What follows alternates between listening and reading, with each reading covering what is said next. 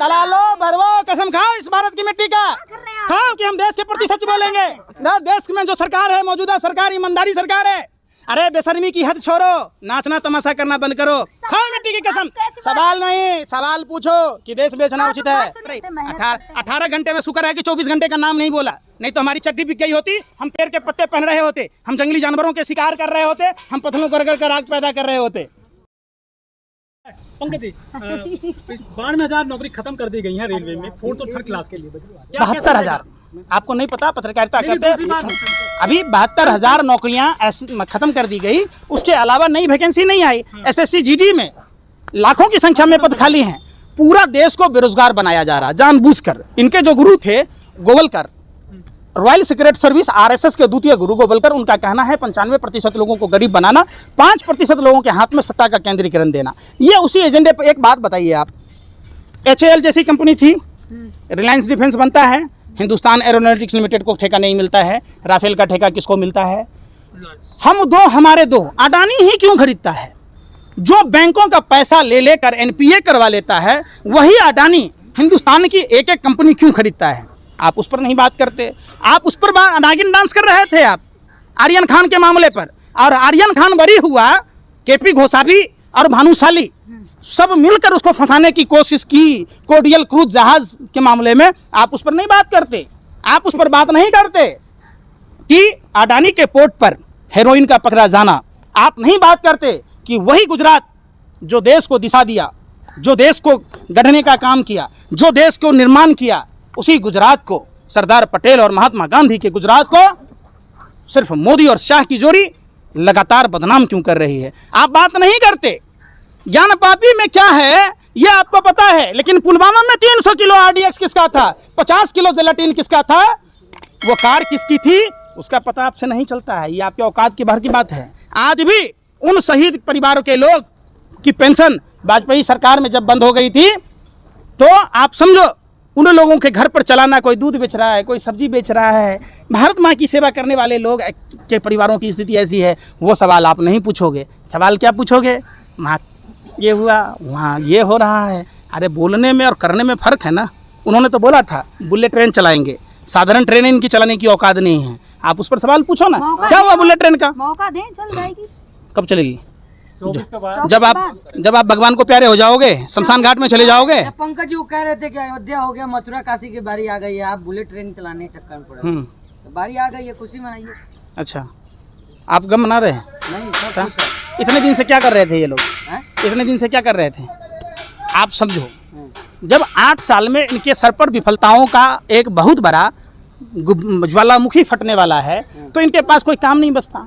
ये क्या कहेंगे कि हमने हिंदुस्तान को गर्त में ढकेल दिया, हमने शिक्षा शैक्षणिक व्यवस्था को ध्वस्त कर दिया, हमने लोगों के रोजगार खत्म कर दिए, हमने रुपया को डॉलर के मुकाबले लगातार ऐतिहासिक गिरावट दर्ज करा दी। क्या कहेंगे ये लोग?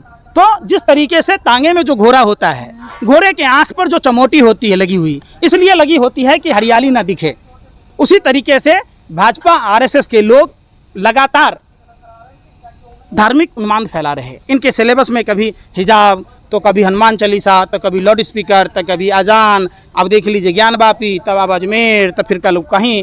अरे भैया, पूरी भारतवर्ष की खुदाई करा लो।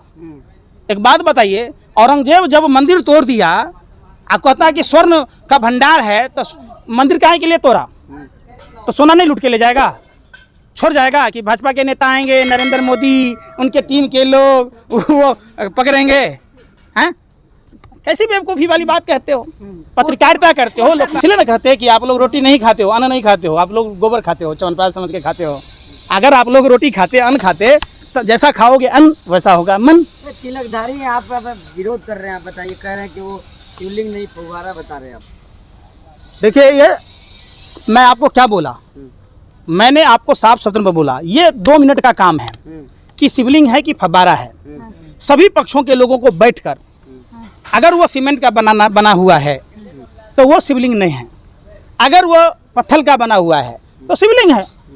अब सवाल उठता है कि एरोलॉजिकल डिपार्टमेंट इतिहासकार के साथ साथ धर्म गुरुओं को एक साथ बिठा के क्लियर कर लेना चाहिए। इस धर्म की आड़ में आप भारत को गर्त में ढकेल रहे हैं, ये चीज़ बर्दाश्त नहीं है। और सुनिए, हकला मत बनो, हकलाओ मत, हम समझ रहे हैं कि बिल्ली की तरह रास्ता काट रहे हो, क्योंकि पैसा मिला हुआ है, और नहीं ये करोगे तो पैसा मिलेगा नहीं, वापस ले लेगा और उल्टा ईडी का झप्पा मार देगा। आपको आंसर देने के पैसे मिले हैं क्या? सुन तो लो, हम तो भारत के नागरिक हैं, इसलिए सवाल पूछना भारत के नागरिक हम भी हैं, है सवाल ना। पूछना हमारा हक खाओ अपने माँ की बाप की कसम की मोदी जी अच्छा कर रहा है, बता दो आज भारत के नागरिक हो, खाओ भारत माँ की कसम। अरे फिर वही बात, खाओ भारत की मिट्टी छूकर कसम, पत्रकारिता करते हो आप, भारत की मिट्टी को छूकर कसम खाओ। अरे इस मिट्टी को लो, इस मिट्टी की कसम खाओ। अरे दलालो बरवो कसम खाओ इस भारत की मिट्टी का, खाओ कि हम देश के प्रति सच बोलेंगे। देश में जो सरकार है, मौजूदा सरकार ईमानदारी सरकार है, खाओ कसम। रखो ना हाथ, इस पर रख लो ना। अरे शर्म क्यों आ रहा है, क्यों दांतें फाड़ रही हो, हाथ रखो ना, ये भारत की मिट्टी है। अरे इसको ऐसे लगाओ अपने सीने से, माथे से, ये मिट्टी है भारत की, इसी मिट्टी में दफन होना है। अरे बेशर्मी की हद छोड़ो, नाचना तमाशा करना बंद करो, खाओ मिट्टी की कसम। सवाल नहीं, सवाल पूछो कि देश बेचना उचित है।